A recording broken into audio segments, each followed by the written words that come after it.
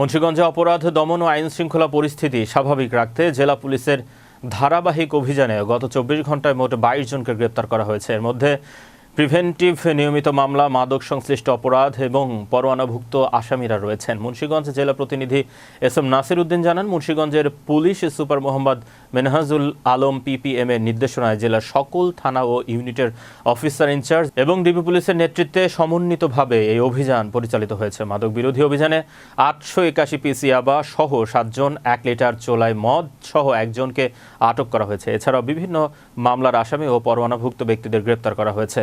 মাদক ও অপরাধ দমন, আইন শৃঙ্খলা রক্ষায় এ ধরনের অভিযান অব্যাহত থাকবে। বাংলাদেশ মানবাধিকার কমিশন মুন্সিগঞ্জ জেলার সাধারণ সম্পাদক এস এম নাসির উদ্দিন বলেন, আইন শৃঙ্খলা রক্ষায় মাদক দ্রব্য উদ্ধার ও আসামি গ্রেপ্তার নিঃসন্দেহে একটি ইতিবাচক উদ্যোগ। আইনের শাসন প্রতিষ্ঠার পাশাপাশি জনমানুষের অধিকার সুরক্ষা নিশ্চিত করেই টেকসই, শান্তি ও ন্যায়ভিত্তিক সমাজ গড়ে তোলা সম্ভব।